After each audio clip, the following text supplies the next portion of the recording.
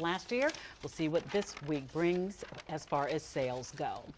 All right, looking again there at seeing who's arriving for the swearing-in ceremony later this morning at the Capitol Rotunda there. Can't really make out the faces, but people filing in to be a part of this historic day. Of course, all of these the ceremonial aspects of the inauguration moved indoors because of today's frigid temperatures. So the incoming administration having to make a major swift tradition shift. Looking a little different today. Yes, but we've seen it before. Yes. Right. But it's just shifting a little bit to make sure that this day, by the end of this day, there has been that peaceful transition of power, no matter where the swearing-in takes place. And you mentioned that we've seen it before because it did happen in 1985 with Ronald Reagan's second term in the White House. About 7 degrees was the temperature. It was so cold they did have to move it inside because of the dangerous temperatures that were taking place outside. And then in 1909, it wasn't the temperatures, it was the snow. The snow that was an issue for William Taft, who was president on his inauguration day. They had 10 inches of snow that day. Wow. And that created an issue, just to give you some perspective about the weather.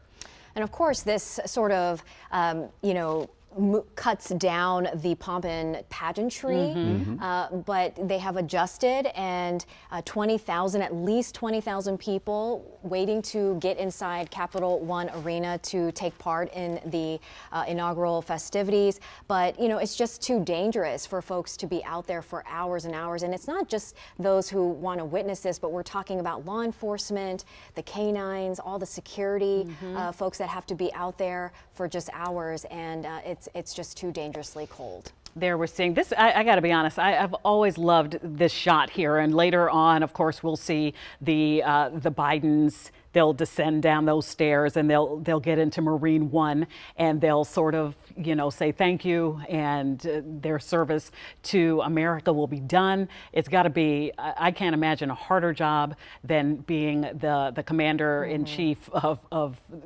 really the president of any nation, but also arguably the most important and powerful nation in the world. We'll see them walk down, and it's just always a moment that kind of gives me chill bumps seeing it, because it's just the way that it is supposed to happen. And we see Marine One waiting there to escort the Bidens one last time. And as you mentioned about President Biden, Trump is en route to the White House, is what's taking place right now.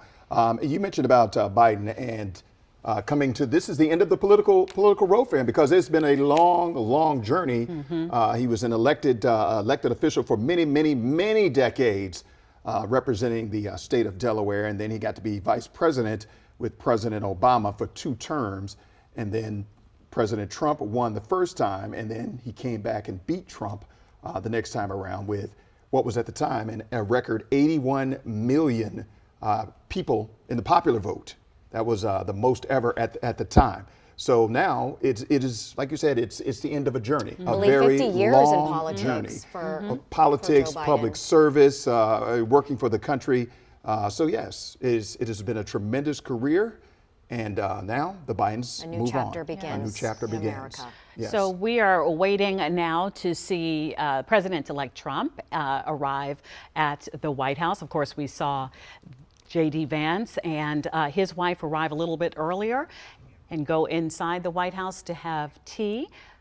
And now we're waiting on the president-elect. Hopefully we'll keep this picture up so you can see that moment. It's always just a remarkable moment when the former administration meets the incoming administration, or soon to be former.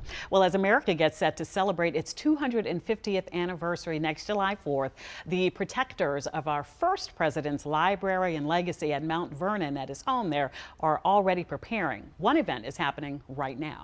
To help teach us about the gravity of an inauguration, curators are bringing out rarely seen artifacts from the very first inauguration and administration. And we learned that George Washington had strong views about how the nation's presidents should handle themselves from day one. Scott Broom gives us a closer look. All right, everybody, welcome.